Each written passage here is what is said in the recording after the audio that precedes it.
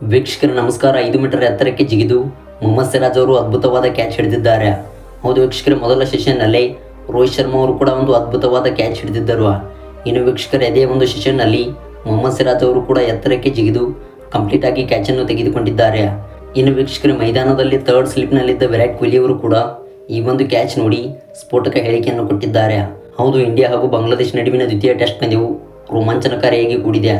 ವೀಕ್ಷಕರ ಈ ಒಂದು ಹೈ ವೋಲ್ಟೇಜ್ ಪಂದ್ಯದಲ್ಲಿ ಇದೀಗ 4ನೇ ದಿನದಾಟದಲ್ಲಿ ಬಾಂಗ್ಲಾದೇಶ ತಂಡವು 233 ರನ್ಗಳಿಗೆ ಆಲ್ಔಟ್ ಆಗಿ ಹೋಗಿದೆ. ಹೌದು ವೀಕ್ಷಕರೇ, ಡೇ 2 ಡೇ 3 ಬ್ಯಾಡ್ ವೆದರ್ ಕಂಡೀಷನ್ನಿಂದ ರದ್ದಾಗಿ ಹೋದವು.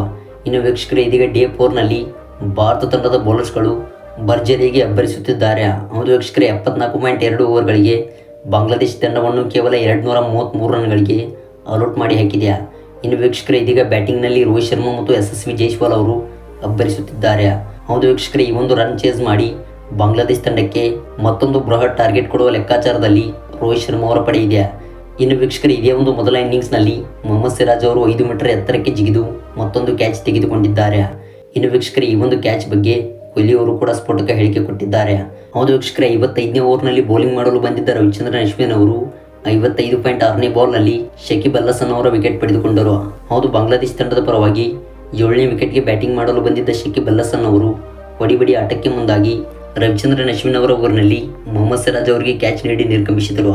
ಹೌದು ವೀಕ್ಷಕರೇ, ಈ ಒಂದು ಕ್ಯಾಚನ್ನು ಮೊಹಮ್ಮದ್ ಸಿರಾಜ್ ಅವರು ಹಿಂದೆ ಓಡುತ್ತಾ ಅದ್ಭುತವಾಗಿ ಕ್ಯಾಚ್ ತೆಗೆದುಕೊಂಡಿದ್ದು, ಹಾಗೆ ಈ ಒಂದು ಕ್ಯಾಚನ್ನು ತೆಗೆದುಕೊಳ್ಳಲು 5 ಮೀಟರ್ ಎತ್ತರಕ್ಕೆ ಮೊಹಮ್ಮದ್ ಸಿರಾಜ್ ಅವರು ಹಾರಿದ್ದರು. ಇನ್ನು ವೀಕ್ಷಕರೇ ಈ ಒಂದು ಕ್ಯಾಚ್ ನೋಡಿದ ವಿರಾಟ್ ಕೊಹ್ಲಿ ಅವರು ಮೊಹಮ್ಮದ್ ಸಿರಾಜ್ ಅವರ ಬಗ್ಗೆ ಹೇಳಿದ್ದು, ಸಿರಾಜ್ ಬೌಲಿಂಗ್ ಹಾಗೂ ಫೀಲ್ಡಿಂಗ್ನಲ್ಲಿ ಉತ್ತಮವಾಗಿ ಪ್ರದರ್ಶನ ಕೊಡುತ್ತಾನೆ.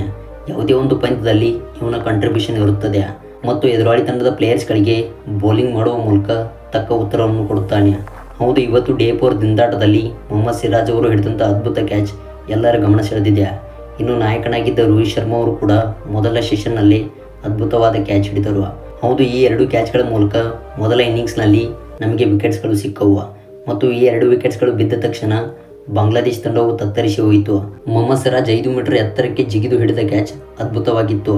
ಹೌದು, ಹಿಂದೆ ಹೋಗುತ್ತಾ ಕ್ಯಾಚ್ ಹಿಡಿಯುವುದು ಅಷ್ಟು ಸುಲಭದ ಮಾತಲ್ಲ ಮತ್ತು ಸಿರಾಜ್ ಹಿಡಿದಂಥ ಈ ಒಂದು ಕ್ಯಾಚ್ಗೆ ನನ್ನ ಮೆಚ್ಚುಗೆ ಇದೆ. ಇನ್ನು ಮೈದಾನದಲ್ಲಿ ಮ್ಯಾಚ್ ನೋಡುತ್ತಿದ್ದ ಪ್ರೇಕ್ಷಕರು ಕೂಡ ಈ ಒಂದು ಕ್ಯಾಚ್ ನೋಡಿ ದಂಗಾಗಿ ಹೋಗಿದ್ದಾರೆ ಮತ್ತು ಮುಂದಿನ ದಿನಮಾನಗಳಲ್ಲಿ ಆತನು ಕೂಡ ನಂಬರ್ 1 ಪ್ಲೇಯರ್ ಆಗಿ ಹೊರಹೊಮ್ಮಲಿದ್ದಾನೆ ಎಂದು ವಿರಾಟ್ ಕೊಹ್ಲಿ ಅವರು ಮೊದಲ ಸೆಷನ್ ಮುಗಿದ ಬಳಿಕ ಸ್ಫೋಟಕ ಹೇಳಿಕೆ ಕೊಟ್ಟರು. ವೀಕ್ಷಕರೇ ಇದೀಗ ಲೈವ್ ಸ್ಕೋರ್: ಬಾಂಗ್ಲಾದೇಶ ತಂಡವು 233 ರನ್ಗಳಿಗೆ ಆಲ್ಔಟ್ ಆದರೆ ಇತ್ತ ವೀಕ್ಷಕರೇ ಭಾರತ ತಂಡವು 3.4 ಓವರ್ನಲ್ಲಿ 55 ರನ್ ಗಳಿಸಿದೆ. ಹೌದು ವೀಕ್ಷಕರೇ, ಯಶಸ್ವಿ ಜೈಸ್ವಾಲ್ ಮತ್ತು ರೋಹಿತ್ ಶರ್ಮಾ ಅವರು T20 ಅಂತೆ ಬ್ಯಾಟ್ ಬೀಸುತ್ತಿದ್ದಾರೆ.